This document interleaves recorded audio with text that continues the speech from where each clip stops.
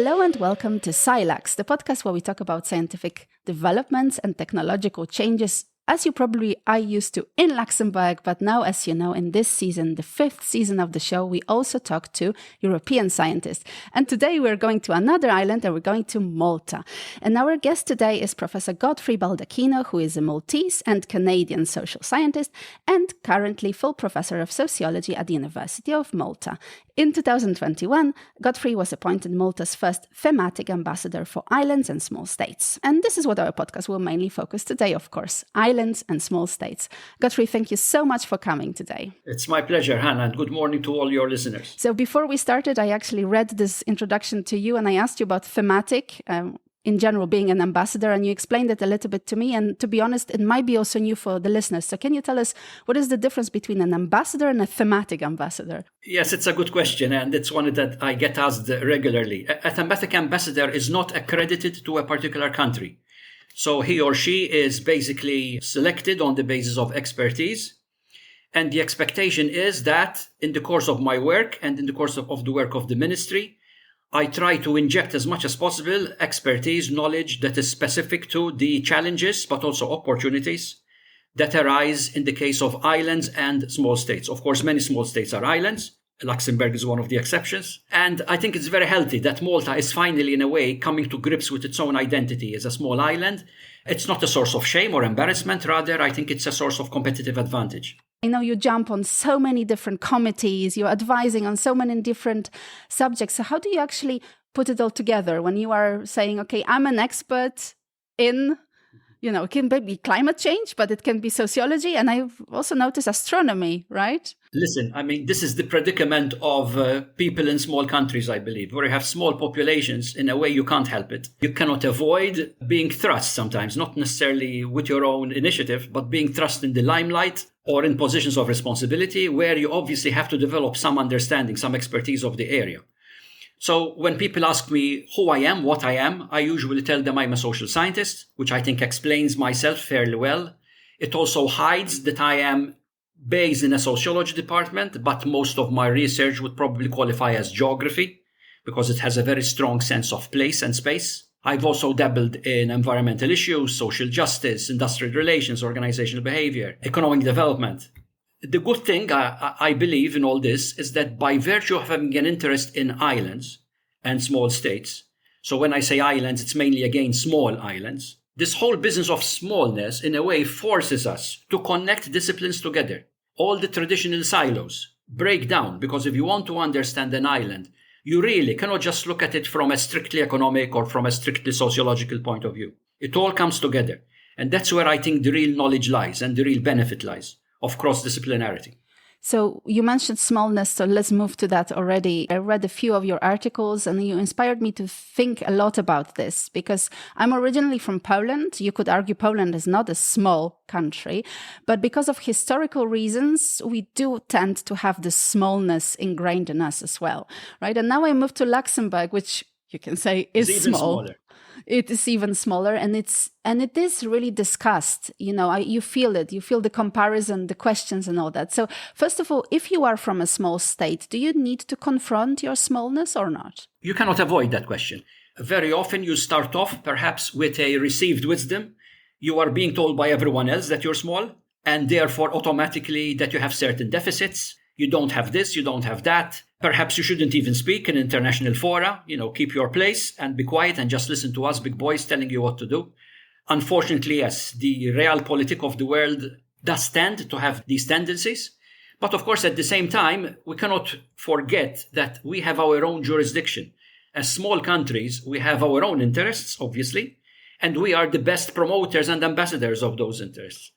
And once you are at a table, and it's then basically individuals, men and women, looking and talking together, the whole business of scale and size should disappear. If you have a valid point, if you have a relevant point, make it. And if you are positioning it and placing it successfully, diplomatically, courteously, it should usually be accepted. And this also explains, by the way, why many small island states, particularly those challenged, for example, by sea level rise, one of the consequences of climate change and global warming, have been very effective in putting this item not just on a regional agenda, but on an international agenda. It's a good point, because you mentioned something that can unite, so small island states, right? But can we argue that smallness and the idea of uniting with other nations isn't a little bit forced in the sense that, you're small, so you need to team up with someone. But do we have the same interests then? We do share similar interests. They're not necessarily the same.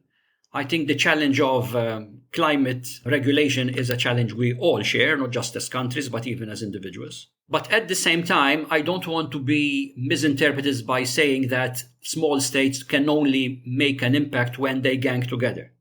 Small states can also make an impact when they are all alone and they take initiatives that sometimes perplex and surprise other players. Can you give me an example of such an initiative? I'm thinking of my own country, Malta, which back in the 70s bucked the trend. It didn't want to be associated with the Western Alliance at the time and embarked on a very different diplomatic and international relations agenda, which saw it eventually adopt neutrality and non-alignment in its own constitution. To be honest, once again, when we study European history and we are from certain side of the map, let's say, we tend to not study the history of especially smaller states, right? So in this case, I have to say that I am completely ignorant about the history of Malta.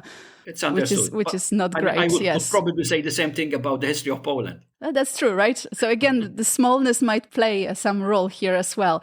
Okay, so you said a lot of interesting points, but how does it start actually? How do you put yourself in the center of attention? It's the story of my life. You start off very much on the receiving end.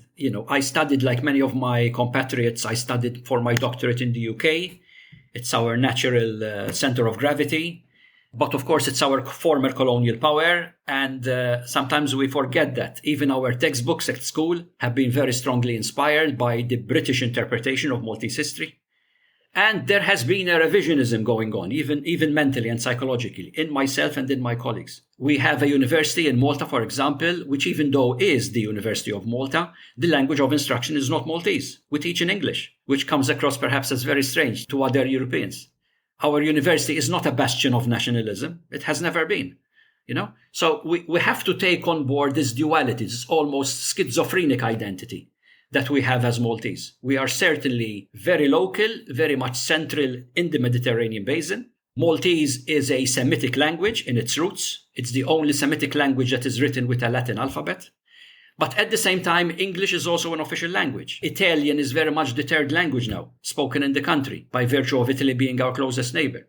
So this dual association between Europe on one hand and the Mediterranean on the other, I think is part of our richness as a culture and society. And then you become the mice that roar, as one of your books says. That's not an original metaphor. There was a film back in the 50s that was based on a fictitious landlocked small state in Europe. It could easily have been Luxembourg, but I think it was Liechtenstein, which declares war on the United States and wins. I won't tell you anymore because then I will spoil the fun. It's a really interesting movie. It's funny. Of course, it's dated now. But the message is pretty clear. You can surprise people by being active. I mean, we exist, we're here. So what's the surprise?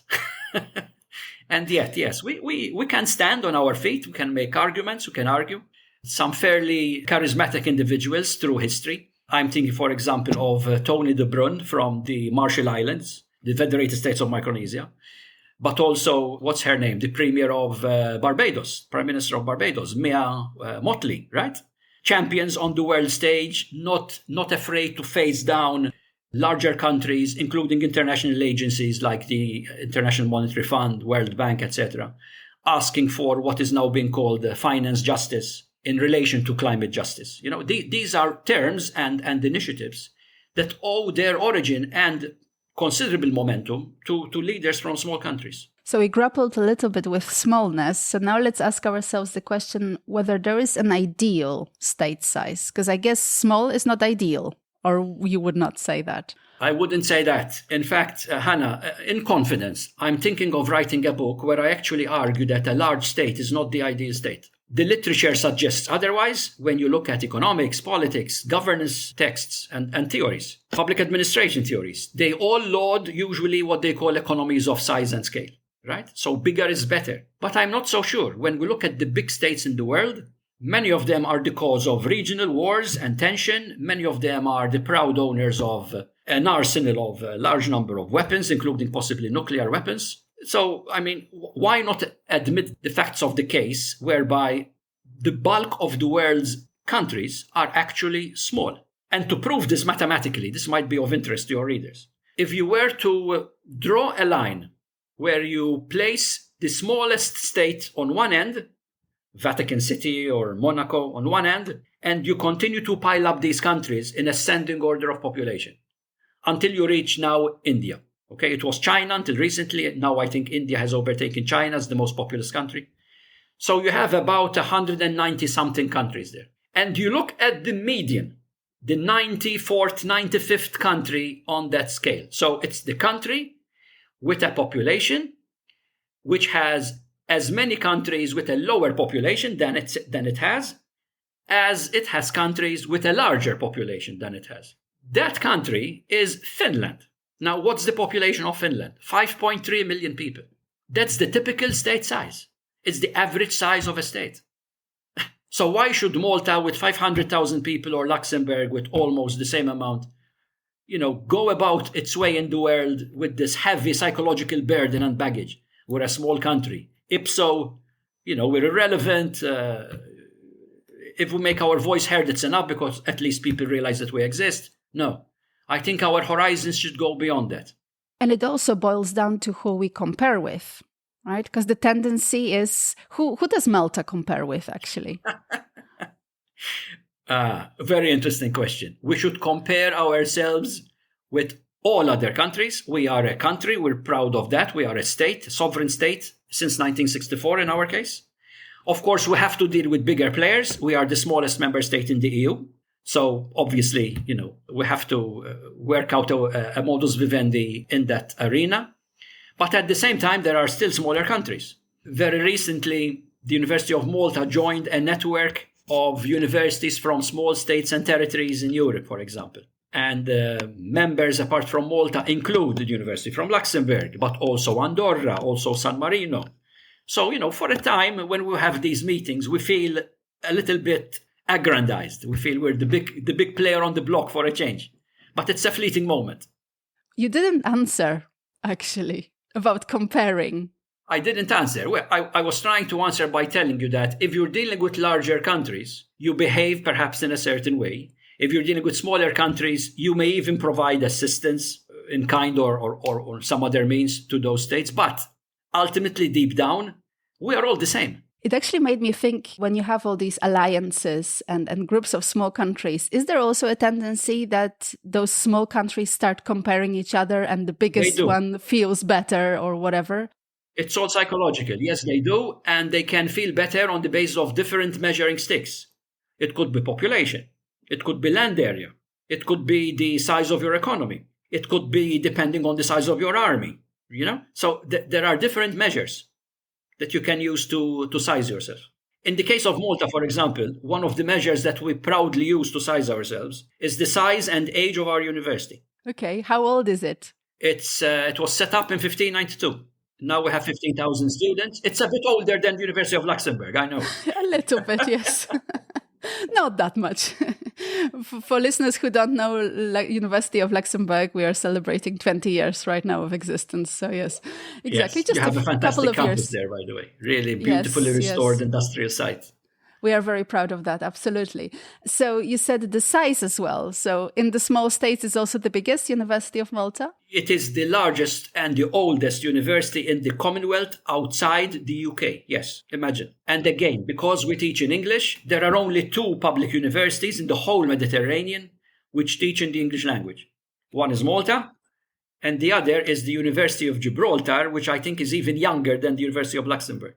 Absolutely interesting. Okay, we kind of will now sail into the other waters, but not so much other, because it's still islands and small states, we could argue, are related, especially in your research. But before we do that, I think it's a nice moment to ask our listeners the pub quiz question that you prepared for them. Remember, listeners, we ask the question right now, but the solution is only at the end of the podcast. The question is, If you want to leave a legacy, if you want to get famous, if you want historians in the future to find out about yourself and what you did and how you did it, what should you do?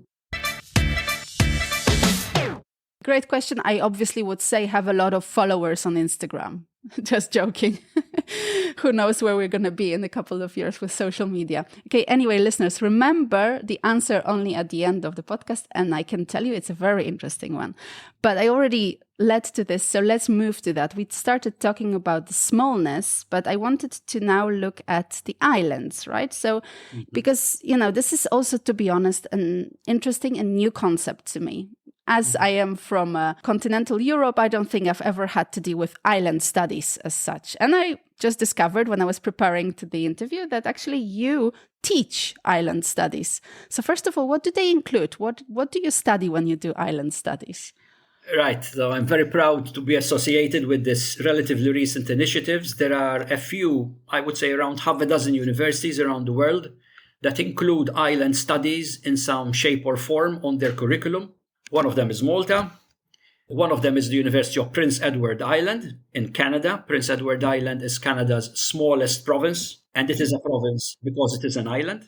That's where you lived? That's where I spent 10 years as a Canada Research Chair, and that's where I still spend my summers, by the way. It's a fantastic place to escape to when the Mediterranean is a bit too hot, and I get inspired and I write a lot while I'm there. University of Tasmania as well in Australia has a very rich postgraduate program, mainly research-based, that is essentially about island studies. There's currently an Erasmus Mundus joint master's program being coordinated by the University of Groningen in the Netherlands. And I'm proudly associated with that initiative. In fact, I should be there in January teaching as well. And affiliated with this master's degree, there's the University of Gran Canaria from Spain, and the University of Iceland, and the University of the Aegean in Greece, all of which are island-based universities. So what is island studies? Island studies is another form of area studies. Gender studies, media studies, urban studies. I'm sure you're familiar, right? So from the 1960s onwards, these area studies bubbles of knowledge have really been mainstreamed in many university curricula. And what they do, in a way, they depart from the classical monodisciplinary approaches to the study of life, So if I'm studying islands, I can bring to bear, for example, issues relating to environmental biology and zoology and evolution, to issues about land use planning and development and economic investment, because there is obviously a connection between, say, the rate of economic development, the rate of urbanization on one hand, and the rate at which indigenous species are rendered extinct or threatened. One affects the other. Now, it's very rare to find a person who specializes in both fields. By virtue of focusing on islands, you have to. You have to combine the two fields together. And there are very many other examples of that. Migration, for example, it's a great topic, It's on the minds of many Europeans. Many far-right political parties in Europe are taking advantage of people's concerns with migration. Well, migration by itself is not enough. You have to put it in context. What's really happening with those migrants, to those migrants? Are they working? Are they working in areas where they're filling in gaps? Are they bringing in skills that are required by the home economy? Are they paying taxes and social security? Are they contributing to the local effort? It makes a big difference to the way in which they are received by the host community. And we could also add, that's probably why you also mentioned it, that migration is definitely an issue that islands have in common. It's part of the history of islands. You cannot have an island without migration, whether in or out or both. True. Yes. Okay. What I see, what you said is a little bit, jumping also on the trend that I notice when I interview scientists, which is, of course, interdisciplinarity, right? So instead of saying, okay, I study biology and I study chemistry, I actually do island studies. And with it, chemistry and biology. Maybe chemistry is not the best. I don't think you have chemistry in island studies, but maybe there is something related to that as well. That sounds very interesting. It's a kind of a different, let's say, box or I don't know, encompassing idea that you can have things inside. I got it. But then, in order to study islands, you need to start with definitions, of course. So how do you define an island? What is it? Yes, it's one of these traps. You think it's a very easy definition, but it's fraught with questions. Probably any textbook, any encyclopedia you come across will tell you that an island is basically a piece of land smaller than a continent that's surrounded by water, at high tide. That's the typical definition. But then I like to follow this up with my students as well by asking them, what happens when you have a bridge or a tunnel connecting this island to, say, a mainland? Is it still an island? And of course, that's where the conversations start. What does the bridge do? What does the bridge actually connect? Is it connecting an urban area to an urban area? Or is it connecting nowhere to nowhere? It makes a big difference, right? How has the island appropriated the bridge in its own psyche? Because a bridge, the physicality of a bridge, also indicates separation. It is the tangible manifestation of being apart. So a bridge can actually reinforce a sense of isolation. And that isolation can be also prejudiced or reduced by the tolls that people may need to pay to cross the bridge. Because if I have a bridge connecting A to B and it costs me $1,000 to cross because I have to pay, it's as if the bridge isn't there. I can't afford it. So it's really complicated in a wonderful way.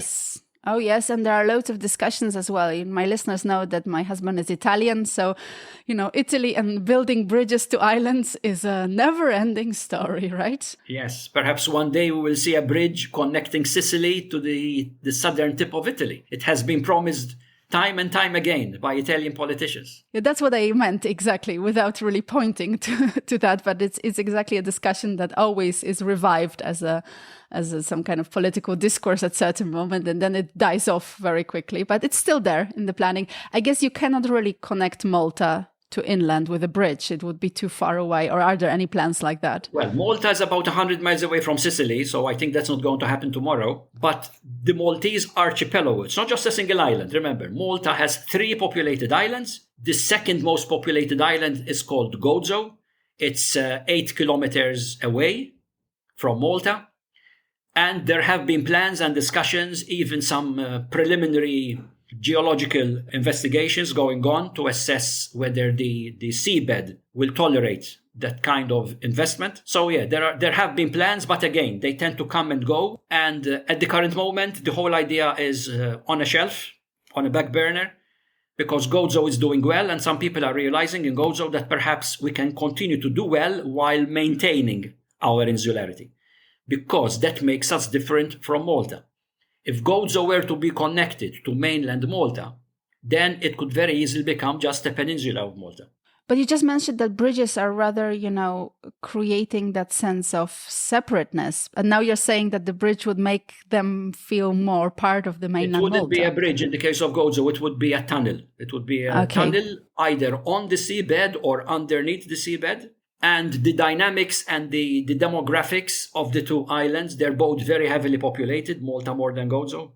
So you are creating a mechanism whereby Malta's population pressure, in a way, can be eased off into Gozo, which I think would spell the end of Gozo's distinctiveness as a completely unique tourism destination, and even as a place that the Maltese like to visit. If Gozo increasingly becomes similar to Malta, what's the point of visiting it? And you think that a tunnel would really do that? I mean, it's still... The tunnel could do that if, again, you see, the devil is in the detail.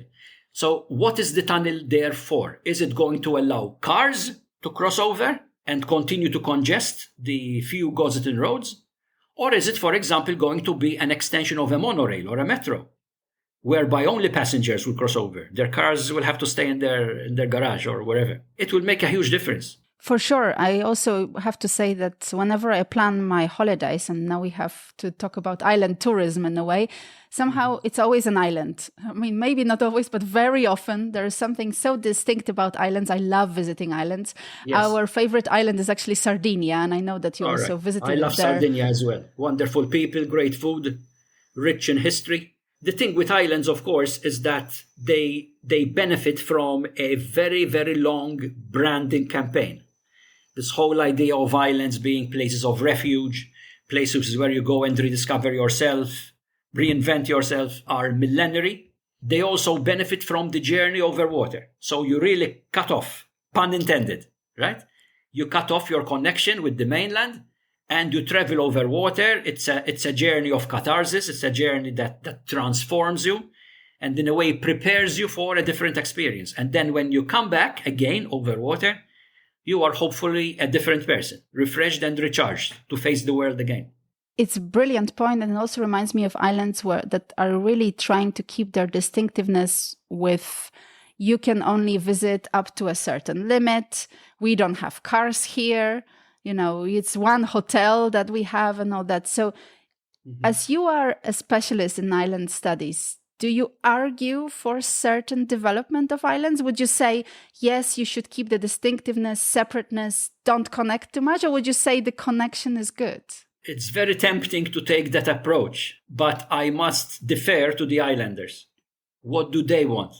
Do they want development? Do they want more tourists? Do they want to build the second and the third and the fourth hotel? Or would they rather preserve or adopt a slower approach to modernity? And this is again a brilliant, question and answer as well, because I have to say with my limited, let's say, data points that I gathered through my travels, is that I'm mainly impressed with the islands where the islanders have a strong voice, and we can feel that they actually are taking decisions about tourism, or they are taking decisions. That's so important. They're just not jumping on the boat, pun intended, of that's what you're supposed to do because tourism is so crucial. I think islanders today can also see the effects of mass tourism, particularly on other islands that have adopted a different route. Think of Santorini, think of Ibiza.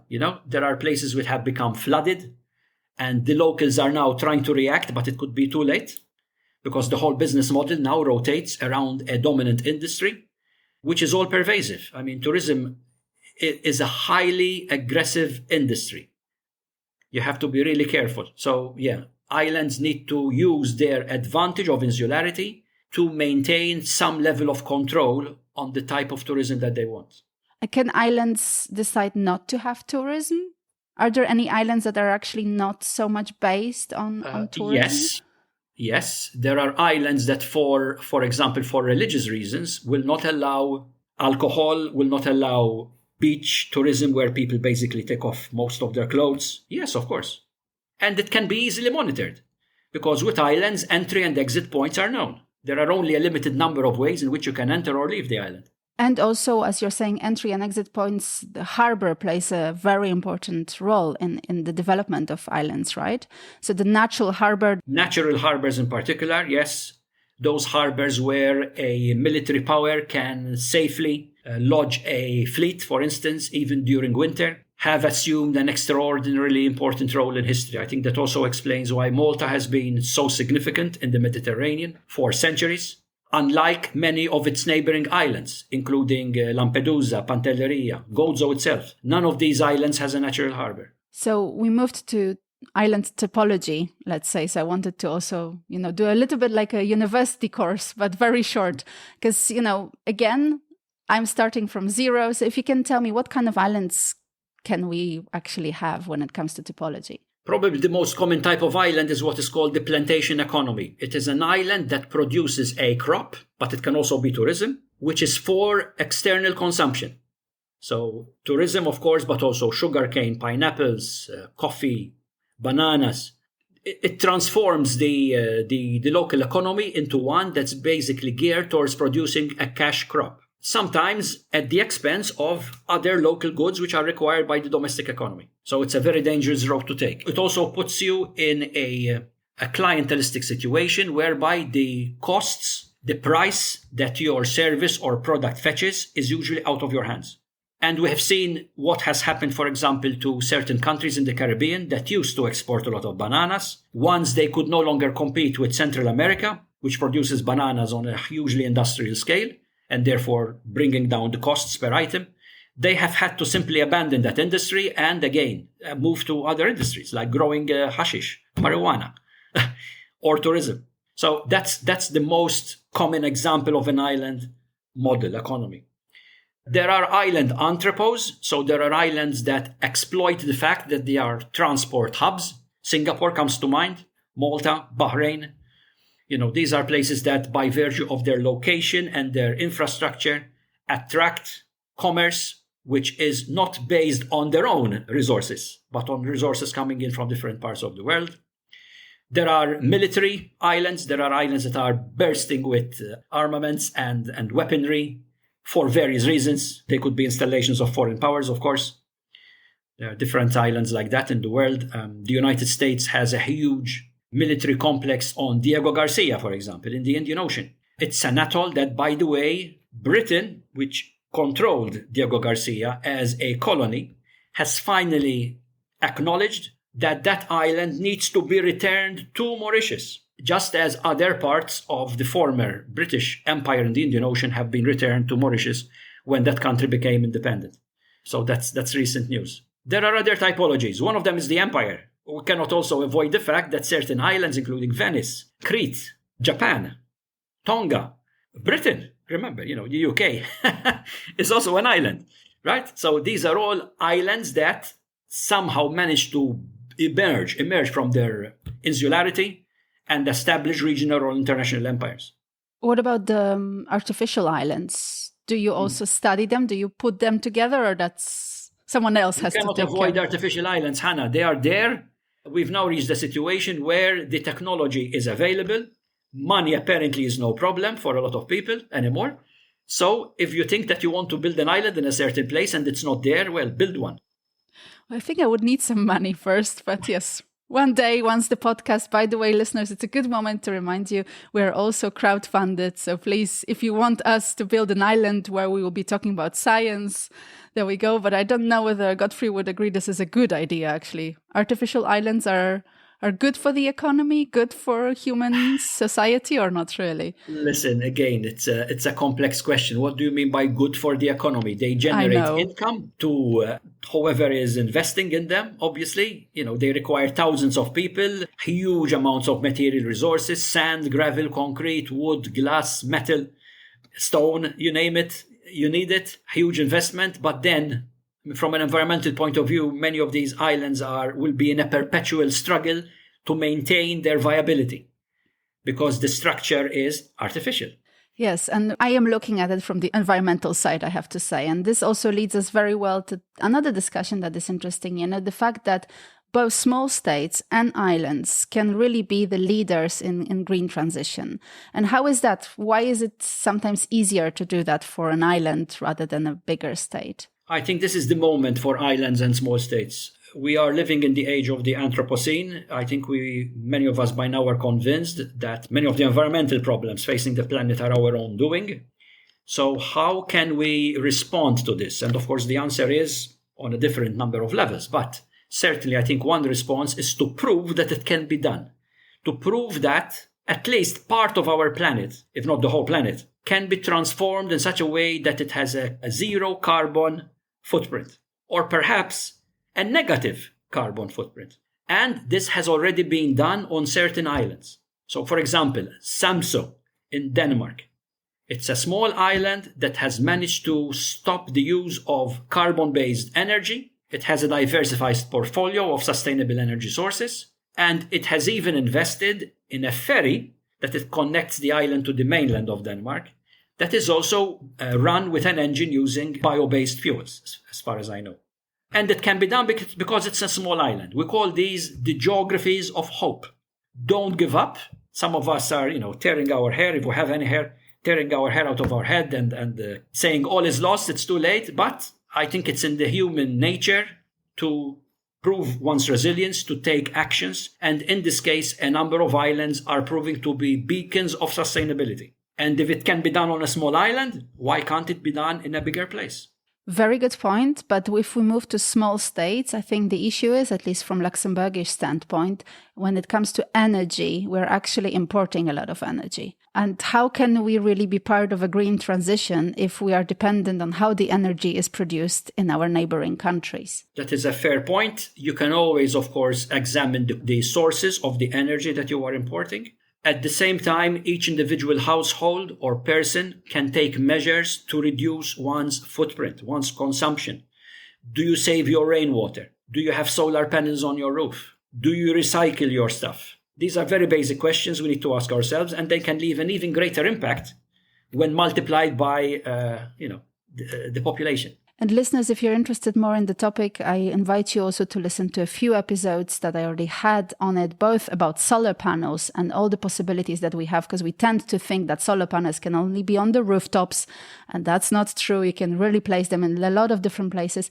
And also on climate change, we discussed that with an expert from IPCC based in Luxembourg as well. So do check that out.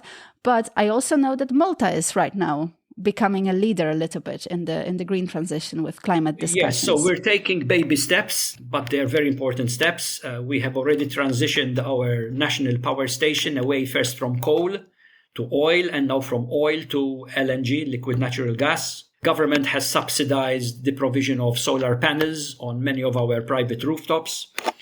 And now more recently, we have issued a pre-qualification questionnaire to start introducing an array of wind turbines in our maritime zone. So for the first time, placing installations in the sea. Land is a problem here because we're very, very short of land. So we can't really have an array of turbines or solar panels. It's out of the question. But the sea beckons. And it's great you mentioned the land because, again, some of the listeners might not be aware, but I know that you always like to share this very telling picture of Malta with the airport runway, right? That is really big part of the picture. You can add that to your podcast. There are images of Malta from the air. And, well, when you look at it, it looks like just any other island. But then if you identify the runway is 3 kilometers long. And when you see the runway in the context of the whole island, the main island is just 8 runways long. You can walk across Malta from west to east in 3 hours. Have you ever done that? I've done it various times. Okay. All right. Yeah. I guess if I tried with Luxembourg, it is absolutely possible. Never did. But I always loved that, in Luxembourg is, even if you don't want to cross the border, in the end, you will, because a lot of, very nice hiking paths kind of cross through the other countries because, well, forests, right? So, yes. So it's very, very interesting for small states for sure. Okay. I think we covered a lot of your research, a lot of the discussions that, are going on. Just the last thing I wanted to ask you again, an organization that, to be honest, I just got to know myself recently. So the Alliance of Small Island States. Yes. So what is it and what is on the agenda right now for the Alliance? Well, the Alliance is the lobbying arm of small island developing states. This is a network, a lobby group within the UN, the United Nations. There are almost 40 members in this group from all parts of the world. And back in 1991, they realized that, climate change is an existential threat to many of them. They need to take certain actions. And they have been using AOSIS as the vehicle to promote certain, they were revolutionary ideas in those days. Now they are becoming much more mainstream. This whole idea of a decarbonized future, cutting down on fossil fuels, etc. It used to be very, very fringe. Now it's mainstream and is being adopted by many countries. So I think I salute AOSIS and small island states for taking these initiatives and convincing us that this is the crusade that we need to fight together. So it fits well with the discussion we had before, right? About being the leaders in green transition. And absolutely. Absolutely. Yes. Very good. The small island states hold the moral high ground, remember.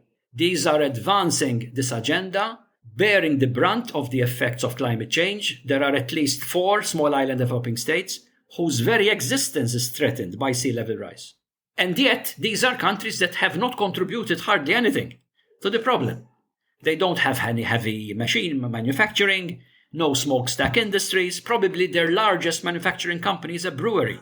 So what remains is obviously keep our fingers crossed for the small island states and small states in general to lead the way, pave the way, and show us the right. They will continue to nag us, yes. They will continue to point their finger at us. Luxembourg, have you done your bit? Malta, have you done your bit? Yes, totally. And it means, listeners, that as you can probably feel, we are wrapping up, which means we have to go back to the pop quiz question and solve it. So, Godfrey, if you can remind our listeners the question and then give us the answer. Okay, so the question was, if you're interested in having a legacy, leaving something behind after you die. So when historians look at archives in the future, documents, whatever, they find you and they say, wow, Godfrey Baldacchino, interesting person. Well, I'm afraid if you're a good guy, you're not going to leave much trace. I think if you really want to be successful, you have to be a bad guy. You have to break the law, but you have to break it in such a way that you get caught.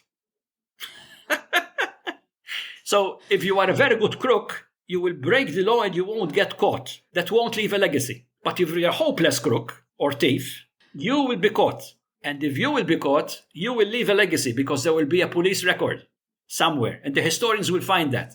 And they will be poring over that document in the future saying, interesting, this Hannah, what did she do? What did she steal? How many years in jail did she spend for her crime? Well, the big question here, obviously, a moral question, is whether you actually want to stay there for the future generations, or rather you want to lead a life that does not involve. That's your decision. I'm just telling you the price you have to pay. If you're a good person, you suffer ignominy. What's the English word? Yeah, I think something like that. Yes. Anonymity. Yes. I don't know. Are you trying to suggest something to our listeners? Not directly, but yeah, I will let them think about it. Okay, well, I hope that this is not the only thing they will be thinking about after this podcast, but also a lot about the politics behind small states and islands. And we hope both, I guess, that we inspired you to go look for yourself. And as usual, everything will be in the show notes, so you can dig deep and see what Godfrey is doing. And what remains is to thank you very much for coming today and sharing part of your world with us. My great pleasure. Listeners, this is it for today. Don't forget to subscribe, to follow us, to say what you think, to suggest guests. We are on Patreon. That's where you can support us. But of course, you feel free to visit our website and to tell us what you thought and suggest guests. Don't forget that as well. This was Silex, and my name is Hanna Siemaszko.